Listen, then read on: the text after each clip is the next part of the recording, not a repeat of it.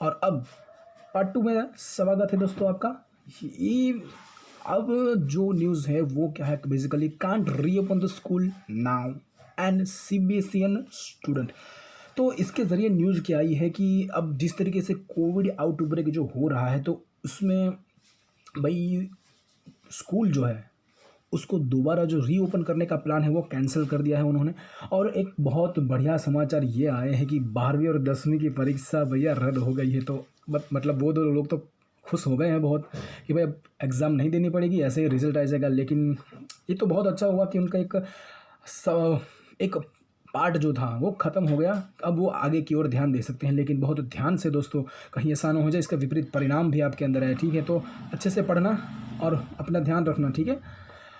और दूसरा भी हम देख लेते कि अब क्या है कि community spread is on by Karnataka. अब जिस तरीके से कोविड-19 के केस भारत में बढ़ रहे हैं तो उस बेसिकली कोरोना वायरस किस तरीके से बढ़ता है तो कम्युनिटी स्प्रेड इसका एक जिक्र हुआ है। तो हम देख लेते कि ये क्या बला है आखिर, ठीक है।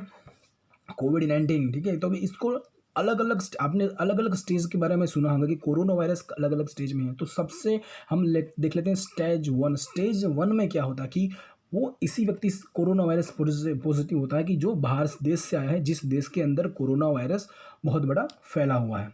तो स्टेज 1 में ऐसे ही लोग कोरोना वायरस पॉजिटिव होते हैं। और स्टेज 2 में क्या होता है, स्टेज 2 के अंदर वो लोग पॉजिटिव होते हैं जो बाहर से यानी कि विदेशों से भारत में कोरोना वायरस लेके आए और हम उसके संपर्क में आए। तो क्या होगा, अब उसको भी कोरोना वायरस हो जाएगा। ये स्टेज 2 है। इस स्टेज 1 और स्टेज 2 में इतना खतरा नहीं होता, हमें पता चल जाता कि भाई ये वायरस कहाँ से आया है हमारे पास। लेकिन अगर हम बात करें स्टेज नंबर 3 की, स्टेज 3 में क्या होता है, इसको कम्युनिटी ट्रांसमिशन भी कहा जाता है। और इसके अंतर्गत हमें पता नहीं चलता है कि भाई ये वायरस साला आ कहाँ रहा से, इधर से हवा में उड़ता भी हमें चिपक जाएगा, पता नहीं किधर किधर से आ जाता है, ठीक है। तो ये स्टेज 3 है। लेकिन अभी जो अमेरिका, ब्रिटेन, उस सभी में जो चल रहा है वो स्टेज 4 क्या है, इसमें तो मतलब ये होता है कि कोविड-19 के जितने भी केस एक साथ मिल जाते हैं कि एक ही गली में 20 30 25 यहाँ की पूरी गली की गली जो है ना वो कोविड-19 हमको कोरोना पॉजिटिव मिल जाती है। तो ये सबसे खतरनाक स्टेज अभी तक का माना गया है। और इससे रिकवर होना बहुत ही टफ है। मतलब ये दवाई तो है नहीं, बस भगवान भरोसे ठीक हो गए तो ठीक, वरना समझ जाओ अपने हिसाब से यार, ठीक है। तो इस स्टेज में क्या चरम सीमा पर होती है बीमारी और महामारी, और उसको काबू करना बहुत ही कठिन होता है, ठीक है। और अब अभी न्यूज़ में क्या पाकिस्तान ने करतारपुर कॉरिडोर को खोलने की बात की है। तो देख लेते हैं ये करतारपुर कॉरिडोर क्या है। तो अगर आपको कोई पूछता है कि ये करतारपुर कॉरिडोर है क्या, तो वो बेसिकली क्या है, पंजाब में डेरा बाबा नानक साहिब गुरुद्वारे और पाकिस्तान के अंदर गुरुद्वारा दरबार साहिब, ये दोनों को जोड़ती एक कड़ी हुई है कि जो नानक साहब से जुड़ी हुई है, ठीक है। कि कुछ अंतिम पल जो है उन्होंने यहाँ पर बिताए थे। ये याद रखना, एग्ज़ाम के पॉइंट ऑफ व्यू से वो भी आपको पूछा जा सकता है।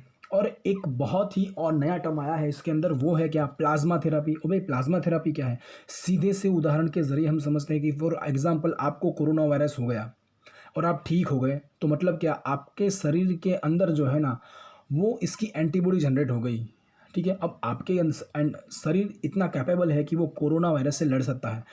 लेकिन किसी और का शरीर इतना कैपेबल नहीं है कि वो कोरोना वायरस से लड़ सकता है। तो क्या करेंगे, हमारे खून में वो एंटीबॉडी जो भी है वो क्या, थोड़ा खून लिया जाएगा और उसके अंतर ये एंटीबॉडी जो है वो हमारे उस खून से अलग कर दी जाएगी और वो उस पेशेंट को दी जाएगी कि जो कोरोना वायरस से पीड़ित है, ठीक है। तो अगर उसको ये दी जाएगी तो अब होगा क्या कि उसको ना उस वायरस से लड़ने के लिए काफ़ी बाहरी ताकत मिल जाएगी और उसके ठीक होने के चांसेस जो है वो बढ़ जाएगा, ठीक है।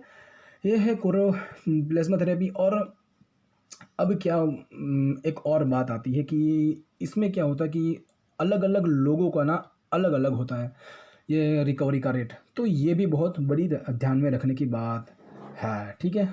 लेकिन हाँ, WHO यानी कि वर्ल्ड हेल्थ ऑर्गेनाइजेशन ने ये भी कहा है कि भाई ये कुछ बुरे प्रभाव भी है, लेकिन ये कारगर तरीका है नहीं। प्लाज्मा थेरेपी तो बहुत पुरानी है, लेकिन ये जो आप तरीका बता रहे हो ना वो मतलब इतना प्रभाव नहीं है जितना हमें सही में होना चाहिए, ठीक है। अब डेक्सामेथासोन, एक दवाई है जो यूके की एक बॉडी ने सजेस्ट की है किन लोगों के लिए कि जो कोरोना मरीज जो है उनको ये दवाई देने से उनका रिकवरी रेट काफ़ी बढ़ रहा है। तो इसके जरिए उन लोगों ने क्या मिला है कि ये दवाई आप देख रहे हो डेक्सामेथासोन, ठीक है, वो कोरोना वायरस को रोकने में थोड़ा कामयाब हो रही है।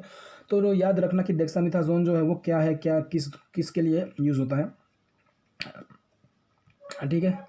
और इन्होंने क्लिनिकल ट्रायल भी लिए है, उसमें भी ये सफल हुए हैं। और ये है क्या बेसिकली कि एक anti inflammatory and immune support की दवाई है कि जो आपकी शरीर की ताकत को, रोग प्रतिकारक शक्ति को बढ़ाने में काफ़ी मदद करती है, ठीक है ना।